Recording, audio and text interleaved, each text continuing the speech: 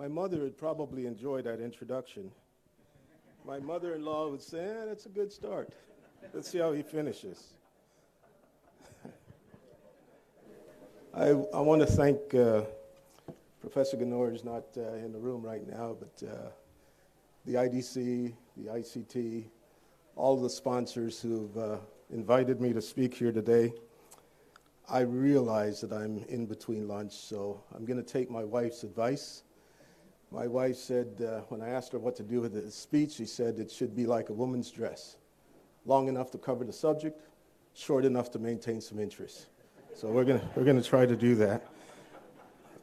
I'm also going to shamelessly plug one of my partners in this space, the Middle East Media Research Institute, who for the last 18, 19 years have been exposing hateful rhetoric from those who would oppose us in the media.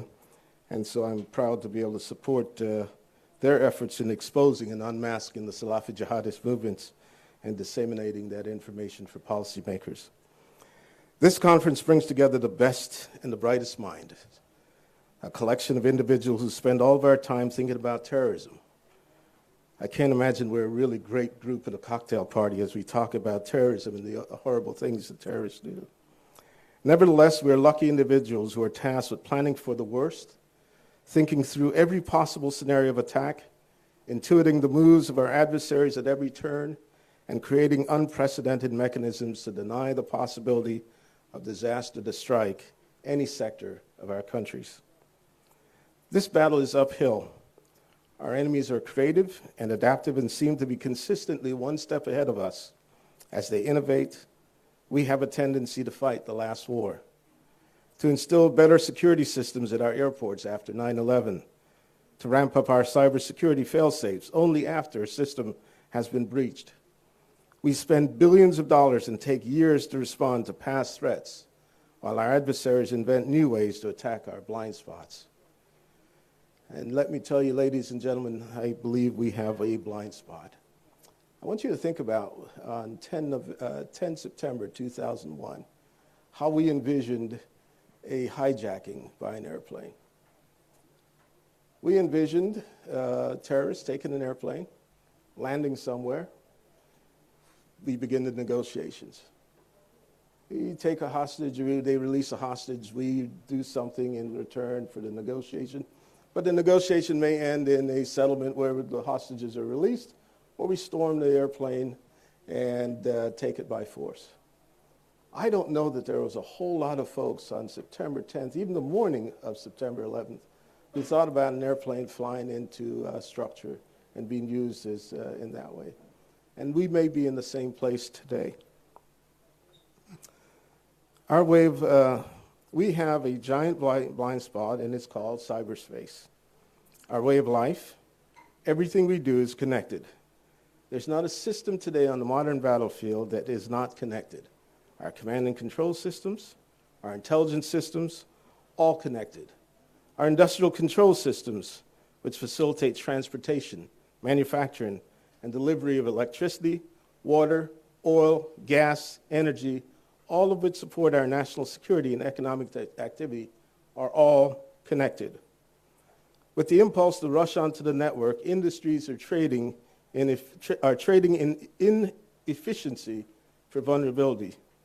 And those industries that aren't updating as rapidly, such as our healthcare system, are secured by outdated infrastructure. The catch-22 should not be lost on us. Whether we update our critical infrastructure systems or not, we seem to be prisoners to the potentiality of cyber attacks besting us. The World Economic Forum's Global Risks Report in 2018 said cyber attacks and cyber warfare will be the top cause of disruption in the next 5 years, second to natural disaster and extreme weather. They did not cite nuclear weapons. They did not cite a military invasion. They cited an invisible attack that could bring about catastrophic cascading effects across every single interconnected sector, and it will happen in seconds, without anyone firing a single shot or launching a single missile. It captures Sun Tzu's maxim to fight and conquer in all battles is not supreme excellence. Supreme excellence consists in breaking the enemy's resistance without fighting. Also in 2018, the U.S. Director of National Intelligence warned in his official report to the Worldwide Threat Assessment of the United States intel community that, and I quote, "The potential for surprise in the cyber realm will increase in the next year and beyond as billions more digital devices are connected with relatively little built-in security, and both nation-states and malign actors become more emboldened and better equipped in the increasingly widespread cyber toolkits." We're seeing more and more reports of cyber attacks on oil, gas, and other energy-related industries. In fact, we know that there are nation-state hackers who have already made it into the control systems of U.S. electrical utilities. And it's not just criminal hackers that have had time to advance this disturbing skill set. Al-Qaeda, too, has expressed interest in our critical infrastructure for over a decade. Al-Qaeda laptops were found with programming information and software sites for SCADA systems and other systems for power and water company sites. There have been indications that Al-Qaeda members conducted reconnaissance of railroad crossing locations, natural gas depositories, bridges over rivers that carry the fiber for the internet. Al-Qaeda prisoners have articulated their intentions to use software and programming tools to break into our power, water, transportation, and communications grid. Shouldn't we listen to them carefully? Russia, China, Iran, and North Korea are the usual suspects. But when we brainstorm the potential for cyber terrorism, what if we're underestimating Al-Qaeda or ISIS? The DNI warned again, and I quote, "The potential for surprise exists." And as a Marine, I know that the element of surprise is something you don't want to have in your adversary's wheelhouse. So I'm going to push you to think outside the box. It is incumbent upon this room to add nuance to our critical thinking, to think about cyber terrorism instigated by an unlikely culprit, and we should not leave any room for surprise. As I mentioned before, after all, at 8:46 a.m. on September 11th, everyone was surprised that anyone would fly airplanes into buildings. What if Iran, Russia, China, and North Korea decide never to risk their own political capital on a cyber attack? After all, we know their address. Instead, let's consider the what-ifs. The what-ifs of Salafi jihadist group like Al-Qaeda or ISIS bringing down our critical infrastructure. Maybe ISIS or Al-Qaeda pay experienced hackers or pay for technology that they themselves can use. ISIS and Al-Qaeda have no qualms about using any capability to bring down their designated great Satan, and no price is too great to acquire it. Perhaps, despite warnings and explicit operative testimony, we've managed to underestimate the cyber capabilities of ISIS and Al-Qaeda. The fall of ISIS's physical caliphate and Al-Qaeda's post-11 Western hiatus has given the group time and resources to develop a robust network and an advanced cyber capability of which we are wholly unaware. What if they initiate a phishing attempt targeting individuals in either private sector or the government who have valid user credential to access our grids? All it takes is one successful attempt to get into the system. They slowly, with the patience of an inconsolable enemy, work their way into our networks and wait for the right moment to internally shut down our infrastructure or plant malware that shuts down the system coming from the inside. It will be the least monitored and the most disruptive. If they were successful, because everything is connected, an attack on one segment of our infrastructure could cause every sector to fall like dominoes. Our water system, our power grid, our air traffic control, our phone lines, our internet, our emergency response systems, our hospitals, our military response system, everything is dark. And what if the attack isn't just cyber in nature? What if there's a coordinated cyber attack that shuts down our 911 system or the power grid coupled with a physical attack? How are the first responders alerted? How will our hospitals treat the injured without power or water? Now, you may think my imagination is getting the best of me and that I'm exaggerating the possible damage. So I'm going to ask you to think about the following failures that occurred naturally, without nefarious intentions. In 2003, the state of Ohio had a blackout. 10 people died, and it took 2 days to return electricity to the area that was impacted. What caused this? A tree branch fell, coupled with software issues and some human error, and that was all it took. On September 8th, 2011, equipment problems and human error caused a large transmission line in Arizona to trip out of service. The grid was supposed to withstand this loss of any one power line. However, on this day, electric current shifted to a nearby line and overloaded them. That overtaxed transformer at 2 small substations was shut down defensively to prevent equipment damage and disruption spread. San Diego was blacked out 11 minutes later. Traffic snarled. Flights were canceled. Raw sewage flowed into the ocean. Now imagine that someone with intention and capability could do this action.